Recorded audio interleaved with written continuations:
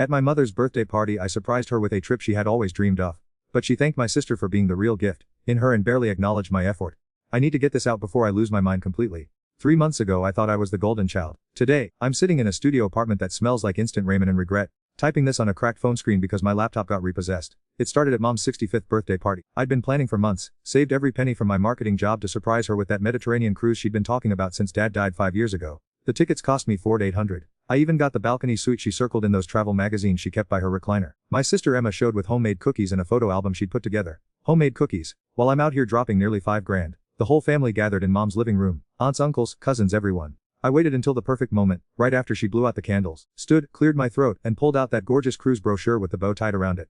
Mom, remember how and Dad always talked about seeing the Greek islands? Well, pack bags because in 2 weeks, we're sailing the Mediterranean. The room went quiet. Mom's face lit for exactly seconds before her expression changed to something I'd never seen before. Confusion. Then, disappointment. She looked at the brochure. Then at me, then at Emma, who was sitting cross-legged on the floor like she was still 12 years old. That's very generous, sweetheart, Mom said slowly. But no, I can't travel alone. Not at my age. Not after what happened to Mrs. Peterson on that cruise where she fell and broke her hip. Emma immediately jumped. I could go with Mom. I've got vacation days saved, boy, and that's when everything went sideways. Mom's whole face transformed. She grabbed Emma's hands and tears started flowing. Oh honey, would really? We're always so busy with teaching and volunteer work. Really take time off for old Mom. Of course, Emma said, and they hugged like they were in some Hallmark commercial. The room erupted in awes and, how sweet, and suddenly everyone's looking at Emma like she just offered to donate a kidney. Meanwhile, I'm standing there holding a Ford 800 cruise package feeling like a complete. That's when Mom said the words that still echo in my head every night. Really are the real gift in my. Always thinking about others, always putting family first. The real gift. Not the cruise. Not the months of planning, not the financial sacrifice. Emma with her homemade cookies and her martyr complex. I tried to smile, I tried to play it off. But something snapped inside me that night. All those years of being the responsible one, the successful one, the one who moved to the city and made something of himself, and my unemployed sister gets called the real gift, for agreeing to tag along on my vacation. That night, I went home to my apartment and Sarah, my girlfriend of 3 years, could tell something was wrong. She kept asking what happened at the party. I couldn't explain it without sounding petty, so I just said, family drama, and went to bed angry. The next morning I made the worst decision of my. I opened a dating app. Not to cheat, I told. Just to feel better, just to remember that someone out there might actually appreciate me. Sarah was at her book club, and I was sitting on our couch in my underwear, scrolling through profiles of women who looked impressed by guys with good jobs and nice apartments. That's where I met Melissa. She was 26, worked in PR, had this infectious laugh in her profile video. We matched immediately, started texting. She seemed genuinely interested in my work. Asked thoughtful questions, told me I seemed mature and accomplished compared to the guys my age. It felt good. Really good. For the first time in weeks, someone was treating me like I mattered. The texting turned into phone calls. Phone calls turned into coffee dates when Sarah was at work. Coffee dates turned into lunch dates. Lunch dates turned into, well, know where this is going. I told it wasn't really cheating because we hadn't done anything physical. Then we held hands during a movie. Then we in my car after dinner. Then I was booking hotel rooms and lying to Sarah about working late. For 3 months, I lived this double. Sarah planning our future, talking about moving in together officially, picking out engagement rings online. Melissa texting me good morning messages and telling me she was falling for me. I was getting the validation I craved from Melissa while keeping the stability I needed from Sarah. It was perfect, until Sarah's best friend Jessica saw me and Melissa kissing outside a restaurant downtown. The confrontation happened on a Tuesday night. I walked into our apartment and Sarah was sitting at the kitchen table with her phone in her hands, crying. 3 months, she said without looking. Jessica has photos dating back 3 months. My stomach dropped through the floor. Sarah, I can explain. Explain what? That been living a lie for 3 months. That while I was planning our engagement party, we're playing house with some girl young enough to be little sister. The photos were devastating. Me and Melissa at restaurants Sarah and I used to go to. Me and Melissa holding hands in parks. Me and Melissa kissing like teenagers outside movie theaters. She's prettier than me, Sarah said, scrolling through Jessica's evidence. Younger, thinner. I get it. It's not about that. Then what? What was so wrong with us that had to find someone else? I tried to explain about Mom's birthday, about feeling unappreciated, about needing to feel important. Sarah just stared at me like I was speaking a foreign language. So because Mom feelings destroyed our relationship. When she put it like that, it sounded insane. It was insane. Sarah packed her bags that night, 3 years together, gone in 2 hours of stuffing clothes into suitcases while I sat on the bed apologizing to her back. I loved, she said at the door. I really truly loved. And it away for what? Some ego boost from a girl who probably doesn't even know middle name. She was right. Melissa knew I was in marketing but not which company. She knew I lived downtown but had never been to my actual apartment. She knew I had family drama but not that my dad was dead. Sarah knew everything. Sarah knew I cried watching dog rescue videos. Sarah knew I was scared of flying but pretended not to be. Sarah knew I called in sick to work the anniversary of Dad's every year because I couldn't function. Sarah knew me. Melissa knew the highlight reel, and I'd chosen the highlight reel. The worst part, when I called Melissa to tell her Sarah and I had broken, she got weird and distant. Suddenly she was super busy with work, and not ready for anything serious. Within a week she was posting Instagram stories with some new guy who looked exactly like me but 5 years younger. I'd blown my for someone who saw me as entertainment. That was 4 months ago. Since then the dominoes have been falling one by one. Mom found out about the cheating through the family grapevine. She called me crying asking how I could. Such a sweet girl. Like Sarah. She returned the cruise tickets and gave the refund money to Emma for her car repairs. My job performance tanked cause I couldn't concentrate. Got written twice, then demoted, then finally laid off during budget cuts that seemed to target exactly one person. Friends chose sides. Most chose Sarah because honestly what I did was indefensible. My credit score plummeted when I couldn't make rent on the nice apartment without my job. Had to move to this shoebox in a building where the elevator hasn't worked in 6 months. I applied for unemployment and food stamps. Me, the guy who used to judge people for not working hard enough. The isolation is the worst part. Sarah blocked me on everything. My family talks to me but it's different now. Like they're embarrassed of me. Friends don't invite me out anymore cause they don't want the drama. Most nights, I sit in this tiny apartment eating cereal for dinner, scrolling through Sarah's LinkedIn updates about her new promotion and her new relationship with some lawyer who takes her to tastings and art galleries. I destroyed the best thing in my because my feelings got at a birthday party. I keep thinking about that moment when mom called Emma the real gift. It stings less now because I understand what she meant. Emma puts other people first. Emma doesn't expect praise for doing the right thing. I expected a parade for buying a cruise ticket. Emma just quietly makes people's lives better and doesn't keep score. The worst part isn't the loneliness or the money problems or the family disappointment. The worst part is knowing that somewhere out there, Sarah is probably better off without me. 3 weeks after Sarah left, I thought out rock bottom has a basement. I was still clinging to this fantasy that maybe Melissa and I could work things out.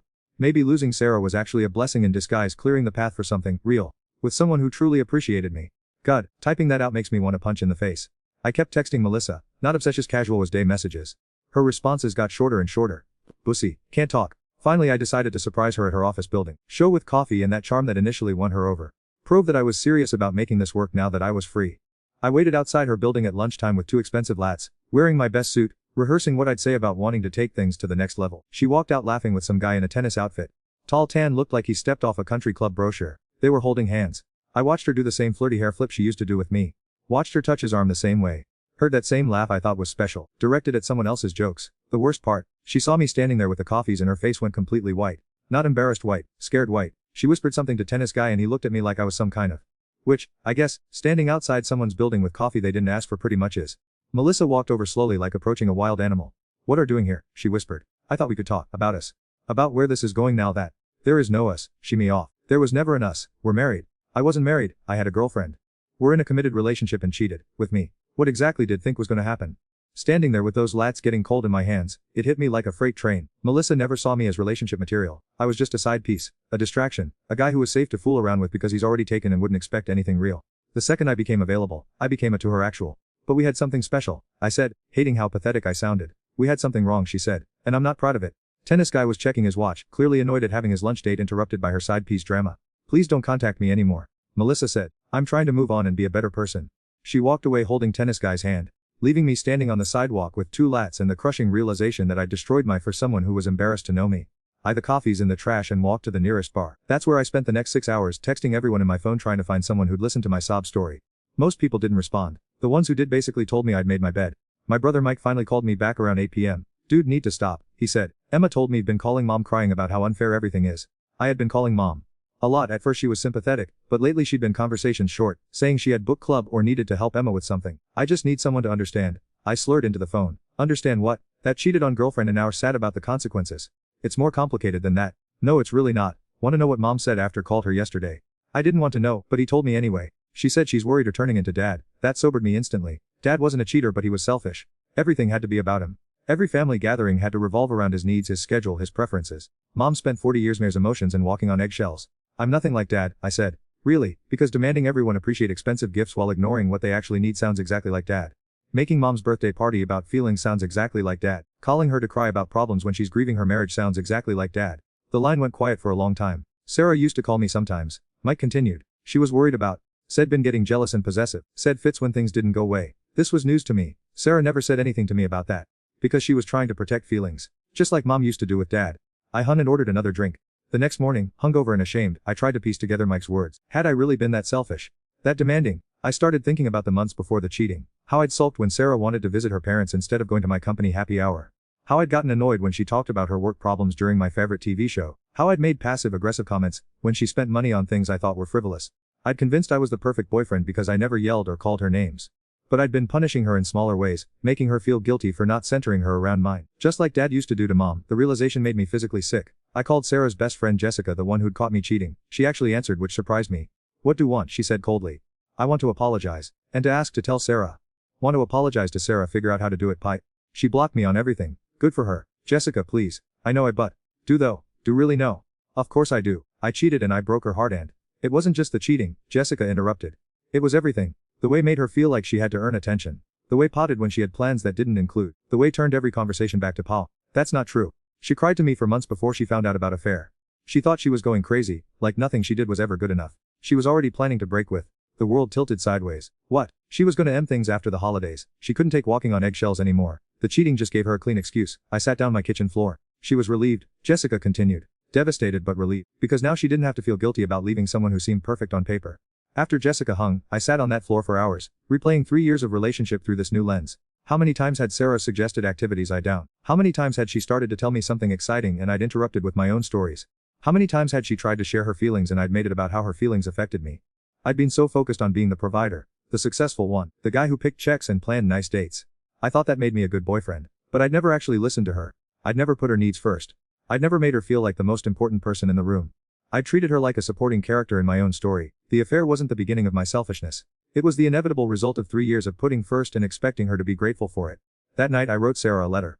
Not asking for forgiveness or another chance, just acknowledging what I'd put her through. I mailed it to her sister's house, the only address I could think of that she might still check. She never responded. Honestly, I didn't expect her to. 2 weeks later, I ran into one of our mutual friends at the grocery store. She told me Sarah had gotten a promotion at work and was seeing someone new. Someone who made her laugh, someone who remembered things she said and asked follow questions.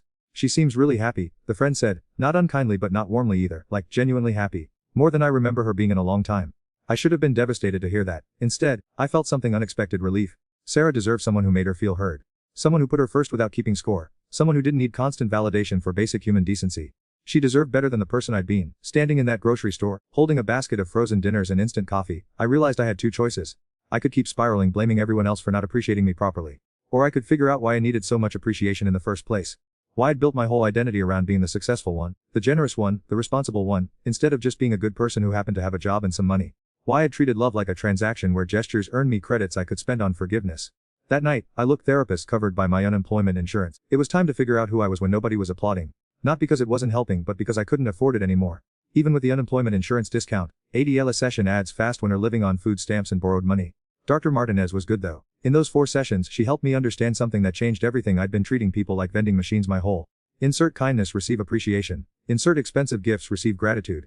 Insert being the responsible son, receive being called the favorite. When the vending machine didn't give me what I expected, I'd shake it harder.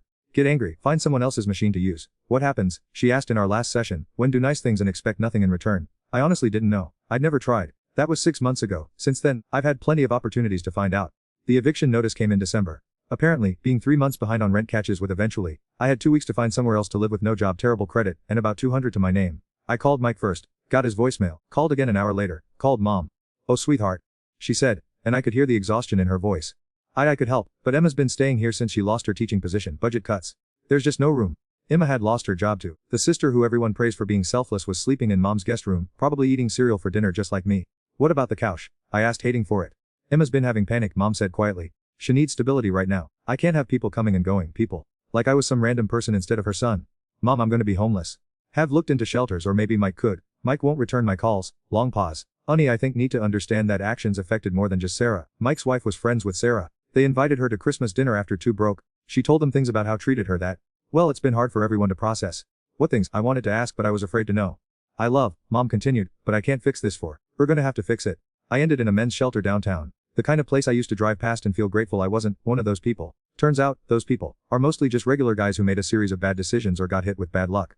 Veterans, addicts trying to get clean, men going through divorces, guys who lost jobs and couldn't recover fast enough. And now guys who blew their lives for validation from younger women. The shelter had rules. Be out by 7 a.m., be back by 6 p.m. for dinner. No drinking, no fighting, no bringing guests. Lights out at 10 p.m. I shared a room with 5 other men. One of them, Carlos, had been there for 8 months after his construction company went under. Another was a former accountant whose addiction cost him his house, his wife, and his kids. What story? Dave asked on my first night. I gave him the short version, lost my job, couldn't make rent. He nodded knowingly. It happens faster than think, right? One day checking 401k, next day wondering if the dinner line will run out of food before get to the front. Dave was right. The fall happened incredibly fast, but the climb back, that was taking forever. I applied for every job I could find. Retail, food service, temp work, anything. My marketing degree and previous salary seemed to work against me. I was either overqualified for entry-level positions or underqualified for anything decent because of the gap in my employment.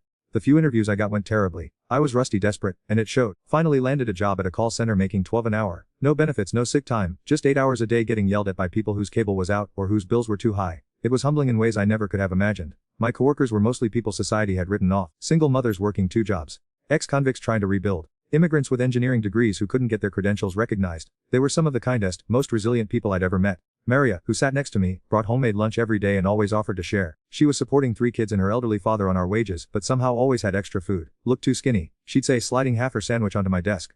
I tried to pay her back once she learned I got paid, and she looked offended. Don't pay back kindness, she said. Pass it forward when can. That's when I started to understand what Dr. Martinez had been getting at. Maria didn't expect anything for her generosity. She shared because she had something to give and I needed it. No transaction, no keeping score. Just human decency. I'd never experienced that before. In my world everything had been transactional. Working at the call center, living at the shelter, I started seeing how the other half lived. Really seeing it.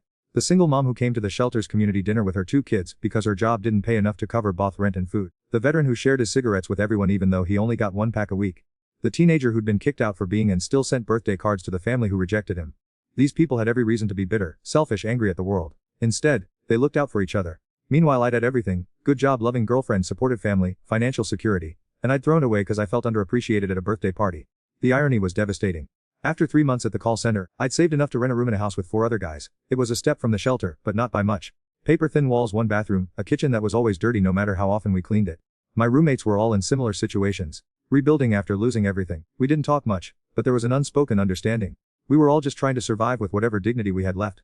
I started going to free AA meetings. Not because I was in, but because they were the only free therapy I could find. Listening to people share their stories of losing everything and trying to rebuild taught me things Dr. Martinez never could have. The step about making amends hit me hard. I wrote letters to everyone I'd Sarah, Mike, Mom, Emma, even Jessica. Not asking for forgiveness, not explaining or justifying, just acknowledging the damage I'd caused and taking responsibility for it. Most of them I never sent. What was the point of reopening wounds just to make feel better? But I did send one to Emma. I apologized for minimizing her contributions to the family, for seeing her kindness as weakness, for turning Mom's birthday in a competition she never knew she'd entered. She wrote back a month later. Thank for the apology. I accept it. I hope her doing better. P.S. Mom still has the cruise brochure on her fridge. She said it was the most thoughtful gift anyone's ever given her. She just wasn't ready to travel alone. Maybe someday we can all go together. That letter broke me in the best way. Emma had always been the real gift. Not because she was perfect, but because she understood that love isn't about grand gestures. It's about showing, paying attention, putting other people's needs alongside own. I'd spent my whole trying to buy love with money, success, and impressive gestures. Emma had earned it by simply being present.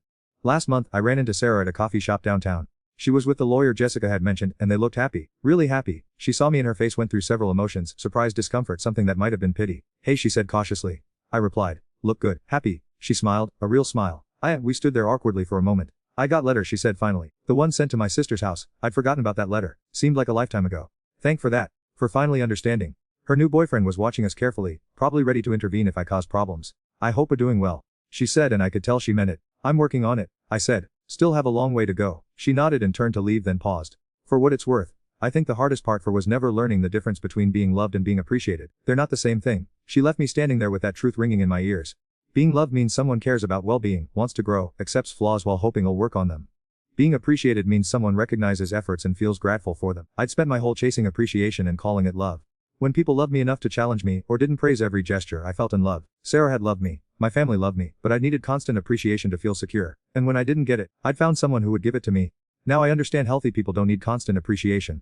They find validation from within and give love freely without keeping score. I'm still learning how to be that person. The call center job led to a better customer service position. That led to a coordinator at a nonprofit that helps people transition out of homelessness. I'm making $35,000 a year now. Nothing compared to my old salary, but enough to rent my own studio apartment and start rebuilding. More importantly, I'm helping people navigate the system that saved me, connecting them with resources, helping them fill out applications, listening to their stories without judgment. It's the first job I've ever had where I don't count the hours until quitting time. Last week, I helped a guy named Robert temporary housing after he'd been living in his car for 2 months.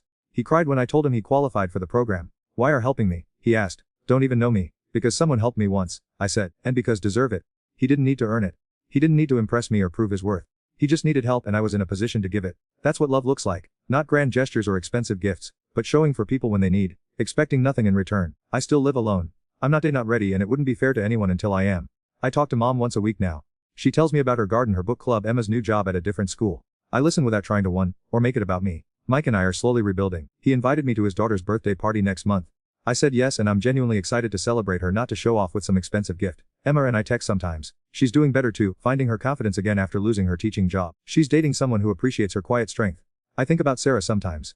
Not with regret about losing her, but with gratitude that she's happy. She deserved better than what I was capable of giving her then. Maybe someday I'll be capable of giving someone real love instead of transactional affection. Maybe someday someone will love me not because of what I do for them, but because of who I am when nobody's watching. I'm working on becoming the kind of person worthy of that love. If we're reading this and thinking about cheating on partner, because feel underappreciated, please understand the problem isn't that people don't appreciate enough. The problem is that are measuring worth by other people's reactions instead of own actions. Partner isn't a vending machine that owes gratitude. Family doesn't exist to make feel special. Love isn't something earn with good behavior and lose with bad behavior. Love is something give freely, without expecting a return on investment. I learned this lesson by losing everything I thought mattered and discovering what actually does. Don't wait until living in a shelter to figure out the difference between being loved and being appreciated. Because by then, everyone who actually loved will have already given on waiting for it to love them back.